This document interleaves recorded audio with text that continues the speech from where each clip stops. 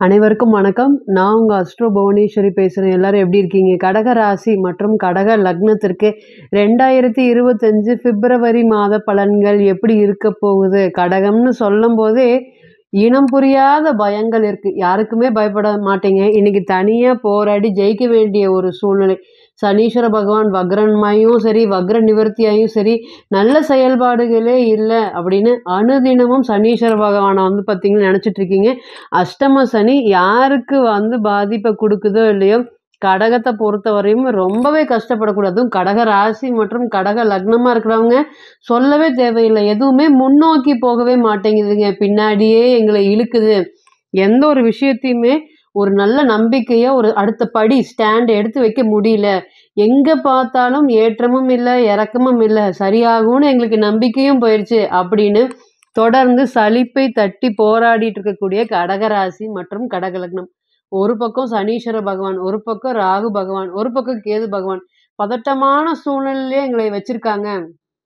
பொறுமை, சுறுசுறுப்பு இது எல்லாமே அதிகம் இருக்கக்கூடிய கடகராசிக்கே ஏங்க இந்த மாரி ஒரு நிலைமை வந்துருச்சு? நெறைய பேருக்கு உதவி இருக்கோம். நெறைய விஷயங்கள் வாழ்க்கையில பண்ணியிருக்கோம். அது எல்லாருமே இன்னைக்கு மறந்துட்டு, சுத்தியும் எல்லா கெடுதலுமே எங்கள நோக்கியே நடக்குதுங்க. இதுக்கு எல்லாங்க என்னங்க காரணம்? அப்படிங்கிற மாதிரி நெறைய விஷயங்கள் போயிட்டுருக்கு அப்படின்னு கேட்டீங்கன்னா போயிட்டுருக்கு. இன்னைக்கு வெளிய உங்கள என்ன சொல்றாங்க? அடுத்தவங்களுக்காகவே வாழ்ந்து, அடுத்தவங்களுக்காகவே வாழ்ந்துட்டு இருக்கக்கூடிய இந்த ராசிய, இன்னைக்கு வெளிய எல்லாருமே பார்த்தீங்கன்னா பயங்கரமான சுயநலவாதி. எப்படி பேசுறான் பாருங்க, எப்படி பண்றாங்க பாருங்க, இப்படியே ஏமாத்துறாங்க அடுத்தவங்கள அப்படின்னு பேசிட்டு இருக்காங்க. இருந்தாலும் கடகத்த பொறுத்தவரையும் யாரும் தொட முடியாத இடத்துல தான் உங்கள சந்திர பகவான் வச்சிருக்காரு. என்ன அடுத்தவங்கள நம்பி நம்பி ஒரு வாட்டி அடி விழுந்தா பரவால்ல. திருப்பி திருப்பியும் பார்த்தீங்கன்னா, நம்பி நம்பி நம்பியே மோசமடையக்கூடிய கடகராசி மற்றும் கடக லக்னத்திற்கு மனசார கூட யாரையும் கெடுதல் நினைக்கவே மாட்டாங்க. Example person.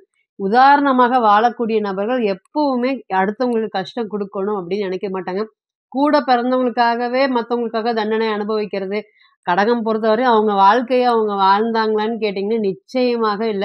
அவங்களுக்கு எப்படி பிடிக்குதோ அன்னைக்கு அந்த மாதிரி வாழாம, அடுத்தவங்களுக்காக எப்படி இருக்குதோ அது மாதிரி வாழ்ந்துட்டு போகக்கூடிய ராசிக்கு இன்னைக்கு கூட பிறந்தவங்களோட ஒற்றுமை இல்ல. கஷ்டங்களுக்கு பார்த்தீங்கன்னா, எச்சு எச்சா மேல மேல கஷ்டங்கள் குடுக்குற மாதிரி, நெறைய விஷயங்கள் பார்த்தீங்கன்னா, பல்வேறு சம்மந்தப்பட்ட வாழ்க்கைகள் எல்லாமே தொடர்ந்து ஒரு போராட்ட களமாக இருக்குது. கஷ்டத்த மட்டுமே அனுபவிச்சுட்டு இருக்கக்கூடிய எங்களுக்கு, ஆறுதலா குரு பகவான் இருக்காரு. அது தவிர்த்து மத்த எல்லா கிரகமும் ஆப்போசிட்டா இருக்கா அப்படின்னு கேட்டீங்கன்னா, ஆமா. வேற இதுக்கு மேல எதுவுமே இல்லையே! பாருங்க செவ்வாயெல்லாம் நீசம் அடைஞ்சு, ராசியிலேயே கடகத்துக்கு யோகாதிபதியான செவ்வாய் ராசியிலேயே நீசம் அடைஞ்சு ராசிக்கு சந்திரன் மேல செவ்வாய். அடுத்தவங்கள பார்த்து வெம்பிட்டு இருக்கீங்களா? எல்லாமே விஷயங்கள் தெரியுது.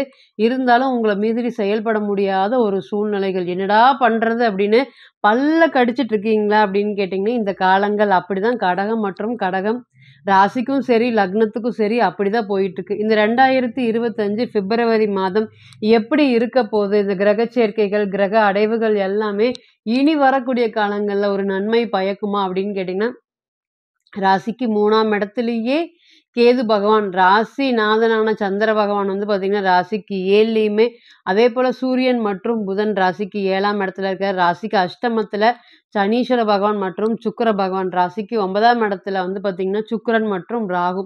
ராசிக்கு 12ஆம் இடத்துல ரொம்ப நாளா நீசம் அடைஞ்ச செவ்வாய் இந்த பிப்ரவரி மாதம் வக்ரமாயி மிதுன ராசிக்கு பயிற்சி அடைய போறாரு. அதேபோல குரு பகவான் பார்த்தீங்கன்னா, ராசிக்கு 11ஆம் இடமான லாபஸ்தானத்துல குரு பகவான் இருக்காரு. வக்ரமாயி அடைஞ்சிருக்காரு. 15/2/2025க்கு மேல பார்த்தீங்கன்னா, சூரியனும், புதனும் சேர்ந்து அஷ்டமத்துல பயணிக்க போறாங்க. இதுக்கு மேல அஷ்டமத்துல வேற எந்த கிரகமுமே இல்லையா? அப்படின்னு சொல்ற அளவுக்கு நெறைய கிரக சேர்க்கைகள் அஷ்டமத்துல ஏற்பட போகுது. என்னன்னு கேட்டீங்கன்னா, சனீஸ்வர பகவான் ஆல்ரெடி அங்கேயே இருக்காரு. சூரியனோட சேர்ந்து இணையறாரு. அடுத்தது உங்களுடைய ராசிக்கு 3ஆம் அதிபதின்னு சொல்லக்கூடிய புதனும் அஷ்டமத்துல மறையறாங்க. இதுக்கு மேல நிம்மதி ஒண்ணு இருக்குதா? அப்படின்னு கேட்கிற அளவுக்கு தான் ஒரு சூழ்நிலைகள குடுக்குது. இந்த கிரக சேர்க்கைகள் எல்லாமே இந்த 1 மாத காலங்களும் அஷ்டமத்துல நெறைய கிரகங்கள் மறையறதுனால எப்படி இருக்க போகுது? இனி வர காலங்கள்ல என்ன நல்ல பலன், என்ன கெடு பலன்கள் இருக்க போகுது? அப்படிங்கிறத வாங்க பார்க்கலாம். ஃபர்ஸ்ட்டு ராசிக்கு அஷ்டமத்துல நெறைய கிரகங்கள் மறையறதுனால, அப்படியே எதுவுமே வேண்டாம், எந்த பிரச்சனையும் வேண்டாம். நான் வெளிய போய் எப்படியாவது பொழச்சுக்கிறேன். இருக்கிற இடம் சுத்தமாகவே எனக்கு ஆகாது. இவங்க மத்தியில பார்த்தீங்கன்னா, என்னால வாழ்றதுக்கே ரொம்ப கஷ்டமா இருக்கு. இனி வரக்கூடிய காலங்கள்ல நான் வெளிய போய் பிழைச்சுக்கலான்ட்டு இருக்கேன். நான் வெளியூர், வெளி மாநிலம் போயி, அதன் மூலியமாக வாழ்க்கை பயணத்த ஸ்டார்ட் பண்ணலான்ட்டு இருக்கேன். அந்த மாதிரி போனா, எனக்கு இருக்கக்கூடிய இந்த அஷ்டம சனியோடைய தாக்கம், சுக்கிரன், ராகுவோட கிரக சேர்க்கைகள்லாம் இனி வரக்கூடிய காலங்கள்ல எடுக்கக்கூடிய முயற்சிகள் எல்லாமே வெற்றியை ஏற்படுத்தி தருமா அப்படின்னு கேட்டீங்கன்னா, நிச்சயமாக ஏற்படுத்தி குடுக்கும். 2வது தர யோகமாக என்ன அப்படின்னு கேட்டீங்கன்னா, காதலிச்சுட்டு இருக்கோம். பெற்றோர் சம்மதத்தோட தான் கல்யாணம் பண்ணலான்ட்டு இருக்கோம். நெறைய வரன்கள் வருது. எங்க வீட்ல சொல்லாம இருக்கேன். அவங்களும் சொல்லாம இருக்காங்க. நாங்க ஆல்ரெடி எங்களுடைய பத்தி வீட்ல தெரிஞ்சிருச்சு. இனியும் நாங்க வந்து பேசாம இருக்கலாமா? இல்ல இந்த நேரம் பேசுறதுக்கு சரிப்பட்டு வருமா? அப்படி பேசுனா ஒத்துக்குவாங்களா?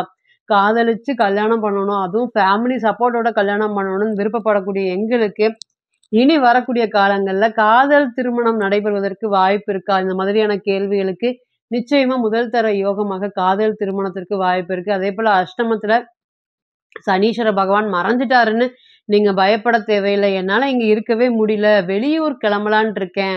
வெளிநாடுக்கு முயற்சி பண்ணிட்டு இருக்கேன். அந்த முயற்சி எல்லாமே சக்சஸ்ஃபுல் ஆகுமா? இங்க தான் என்னால பிழைக்க முடியல. வருமானம் ஈட்ட முடியல.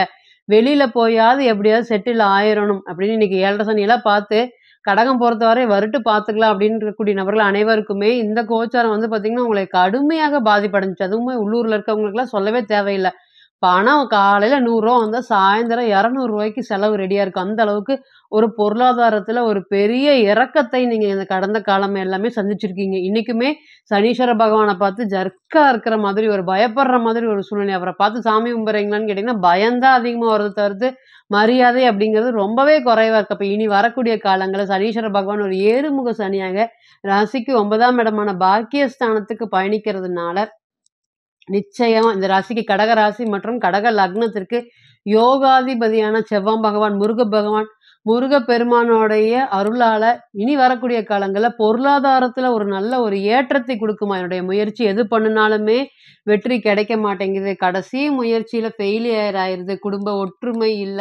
எல்லாருமே உயர்ந்த நிலைக்கு வந்துட்டாங்க. நான் எந்த ஸ்டேஜ்ல இருந்தேனோ, அதிலிருந்து பின்னோக்கி தான் போயிட்டுருக்கேன். என்னுடைய என்னுடைய ஜாலியான வாழ்க்கை, என்னோட ஜம்முன்னு இருக்கக்கூடிய வாழ்க்கைகள் எல்லாமே வந்து கிட்டத்தட்ட நான் இழக்க வேண்டிய சூழ்நிலைகளை ஏற்பட்டிருக்கு.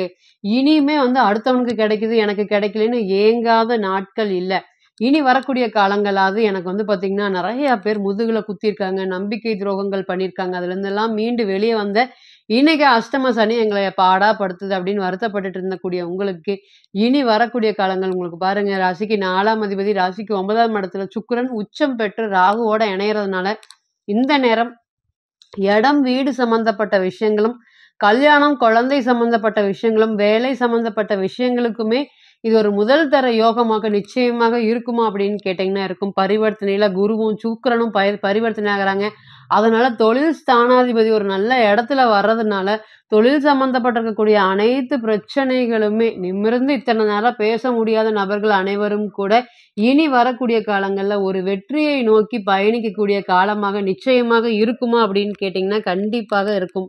அதேபோல நெறைய ஏற்றங்கள், இறக்கங்கள் இருந்தாலும் இனி ஏமாற்றாமல் மற்றும் ஏமாறாமல் அடுத்தடுத்தது என்ன அப்படின்னு யோசிக்கிறதுக்கு உண்டான நேரத்தையும் உங்களுக்கு சந்திர பகவான் ஏற்படுத்தி குடுப்பாரா அப்படின்னு கேட்டீங்கன்னா, கண்டிப்பாக ஏற்படுத்தி குடுப்பாரு. ஏமாற்றம், வழி கடந்து சாதனைகள் பெறக்கூடிய காலமும், மன நிறைவோட ஒரு ஒரு விஷயங்களுமே செஞ்சு முடிக்கக்கூடிய காலங்கள் வாழ்க்கையில எல்லாரும் என் மேல ஏறி ஏறி பயணிக்கிறாங்க. நான் மட்டும் ஏணியாக அதே இடத்துல இருக்கேன் அப்படின்னு சொல்லி வருத்தப்பட்டுட்டு இருந்த உங்களுக்கு, இனி வரக்கூடிய காலங்கள் மன உளைச்சல்கள்ல இருந்தெல்லாம் விடுபட்டுட்டு, ஜெயிக்கக்கூடிய கோச்சார காலமாக கண்டிப்பாக இருக்குமா அப்படின்னு கேட்டீங்கன்னா, நிச்சயமாக இருக்கும். இப்ப நீங்க கேட்டுட்டு இருந்துட்டு இருந்த அனைத்துமே கோச்சார பலன்கள் தான். கோள்களுடைய சாரம் அனுதினமும் மாறும்.